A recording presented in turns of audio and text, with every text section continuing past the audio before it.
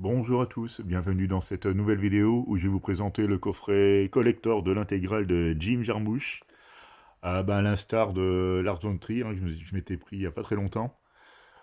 Je me suis procuré celui-ci également, mais par contre je l'ai payé nettement moins cher, parce que je vais vous laisser en juger.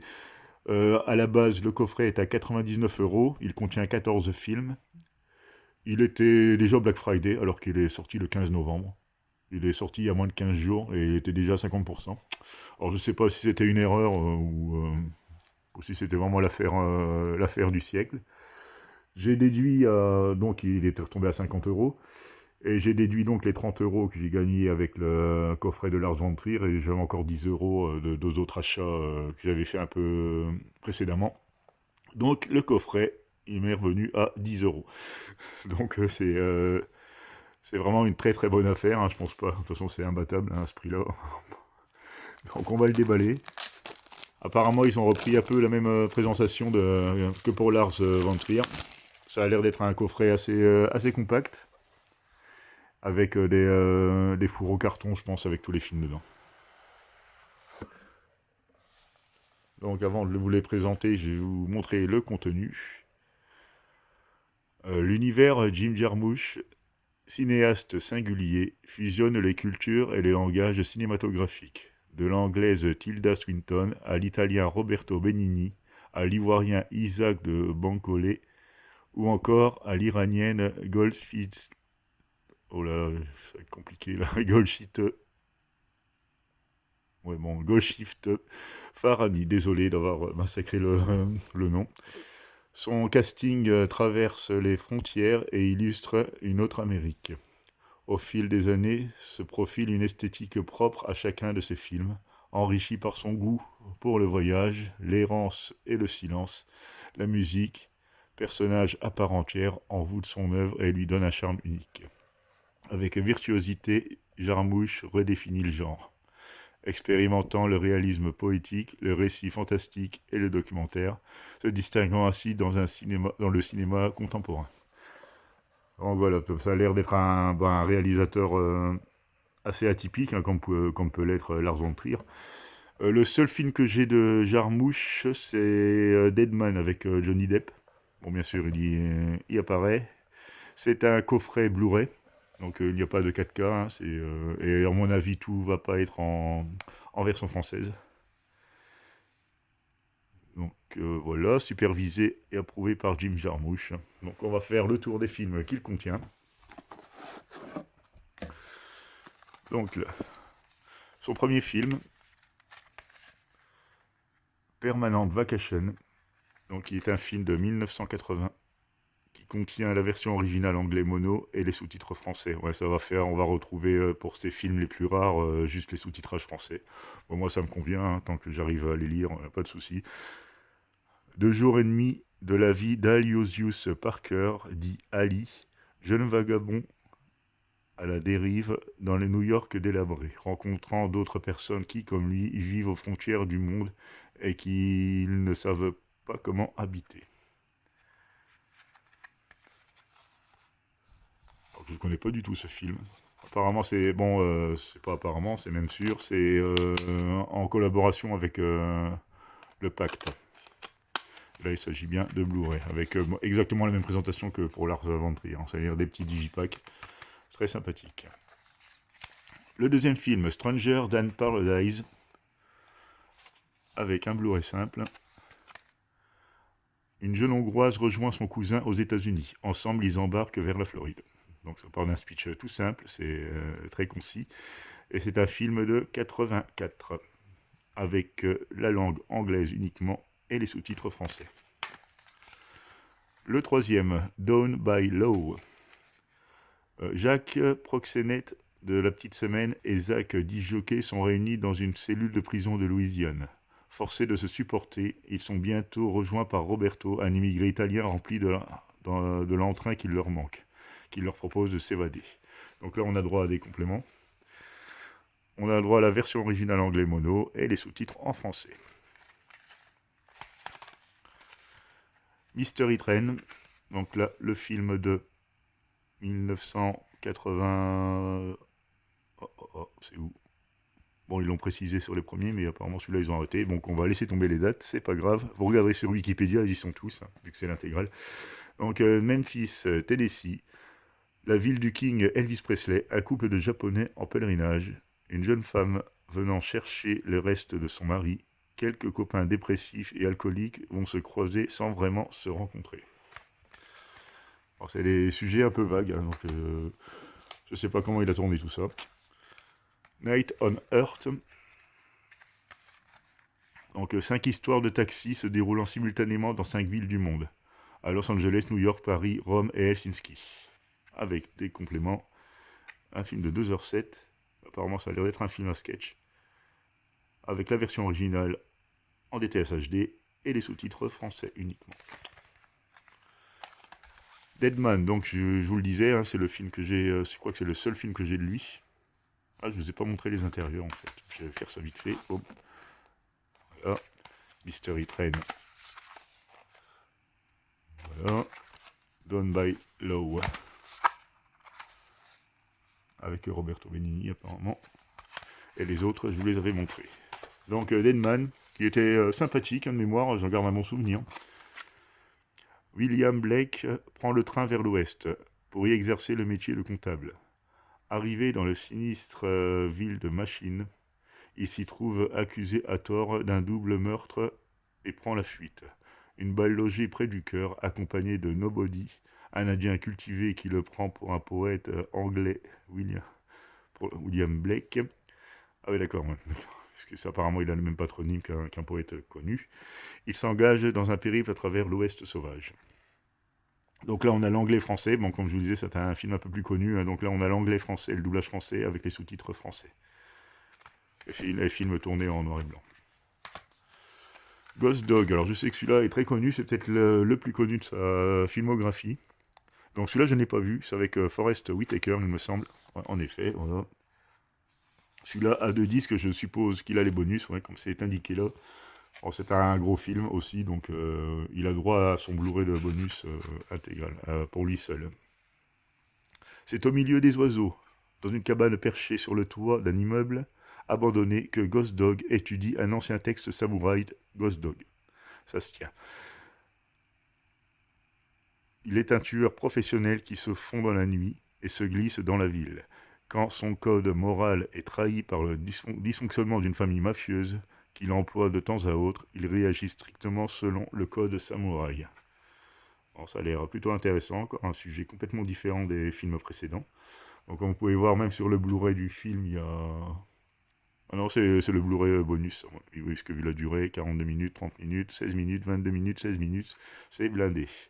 Donc là, on a le droit au français et à l'anglais en DTS Master Audio 5.1 et le sous-titre français. Coffee and Cigarette. Coffee and Cigarette est une série de courts-métrages déguisés en long. Chaque séquence fait intervenir plusieurs personnages qui, autour de quelques tasses de café, le temps de 2 ou 3 cigarettes, discutent de sujets aussi variés que la caféine, la glace à l'eau, excusez-moi, Abbott Costello, les théories du complot contre Elvis, l'art de préparer le thé anglais, les interventions de Nikola Tesla, le groupe de rock imaginaire Skurl, le pari des années 20, ou l'utilisation de la nicotine comme insecticide. Donc c'est vraiment des sujets tous azimuts, ça fait vraiment particulier. Donc là, on a le droit qu'à une version originale sous-titrée français. Donc peut-être un film beaucoup moins connu, hein, qui est peut-être pas sorti dans toutes les salles. Le suivant, Broken Flower. Oula, celui-là, il y a un long speech. Je ne sais pas si je vais tout lire. Non, je vais vous laisser lire, parce que j'ai encore bafouillé. Voilà pour le speech. Là, apparemment, ça a l'air d'être un film un peu plus important. Ben, moi, je les reconnais par rapport aux films qui ont été doublés. Hein. Là, il a été doublé en français, donc en DTS, HD Master Audio, avec les sous-titres français également. Donc, j'en déduis que c'est un film un peu plus important dans sa filmographie. Le suivant, c'est The Limit of Control. Ah, c'est vraiment que des films dont j'ai jamais entendu parler. Hein. Ça a l'air d'être un cinéma assez de niche, hein, comme on dit. Là, il a été doublé en français également. L'histoire d'un mystérieux homme solitaire dont les activités restent en dehors de la légalité Il est sur le point d'achever une mission, dont l'objet n'est pas dévoilé. À la fois concentré et rêveur, notre homme accomplit un voyage à travers l'Espagne, mais aussi à l'intérieur de sa conscience.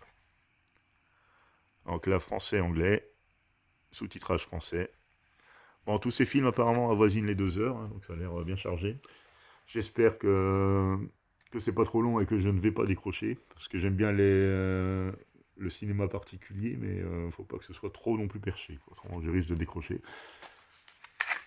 Only Lovers Left Alive. Alors, celui-là a été également doublé en français, avec les sous-titres français. Dans les villes romantiques et désolées que sont Détroit et Tanger, Adam, un musicien underground profondément déprimé par la tournure comprise les activités humaines, retrouve Ève, son amante, une femme endurante et énigmatique.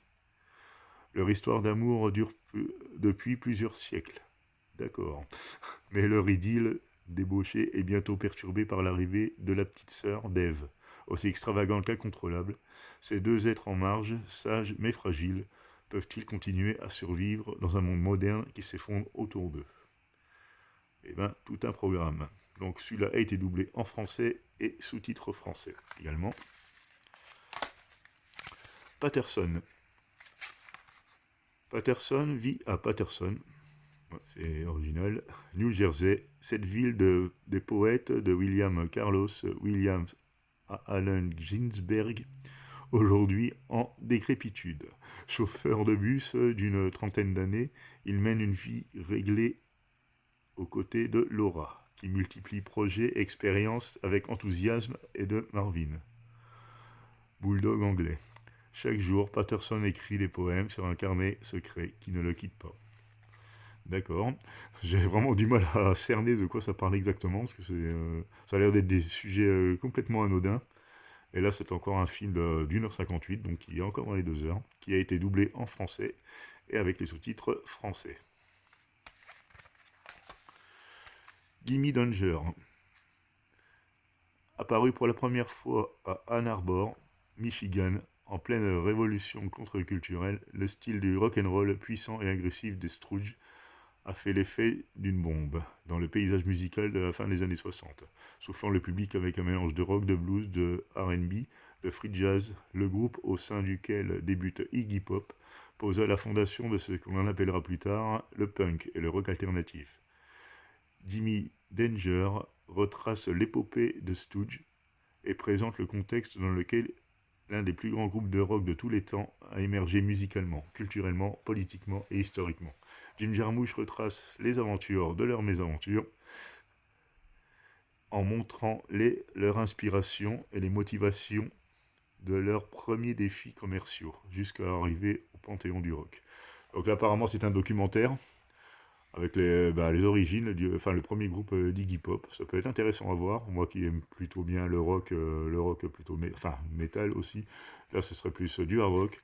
Et pourquoi pas, ça, je suis assez curieux de le voir celui-là. Donc là, on voit un Iggy Pop tout jeune. Et son dernier film en date, The Dead Don't Die, qui a l'air d'être un film de zombies. Il se sera essayé à tous les genres réellement. Dans la sereine petite ville de Centerville, quelque chose cloche. La lune est omniprésente dans le ciel, la lumière du jour se manifeste à des horaires imprévisibles et les animaux commencent à avoir des comportements inhabituels. Personne ne sait vraiment pourquoi. Les nouvelles sont effrayantes, les scientifiques sont inquiets, mais personne ne pouvait prévoir l'événement le plus étrange et dangereux qui allait s'abattre sur Centerville. The Dead Don't Die. Les morts sortent de leur tombe et s'attaquent sauvagement aux vivants pour s'en nourrir. La bataille pour la survie commence pour les habitants de la ville. Donc un petit film de zombies. Alors, à la sauce Jarmusch, je ne sais pas du tout ce que ça peut donner. Donc le film a été doublé en français. Oui, espagnol, italien, ouais, là c'est le dernier, donc là il y avait beaucoup plus de langues, avec les sous-titres qui vont bien également. Donc voilà pour le dernier film de Jim Jarmusch. Là je vois qu'il y a une petite pochette avec, qui est plutôt lourde. Ah oui, d'accord, il y a un beau petit livret. Le petit livret avec une couverture souple mais quand même assez épaisse. Donc là on retrouve les photos de chaque film hein, qui sont dans ce coffret.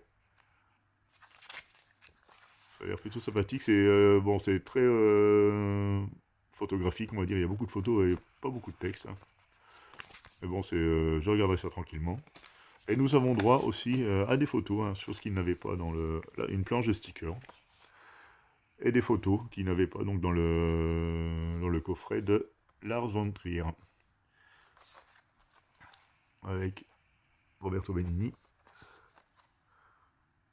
SB Astrisdal, je sais pas, il me semble. Johnny Depp.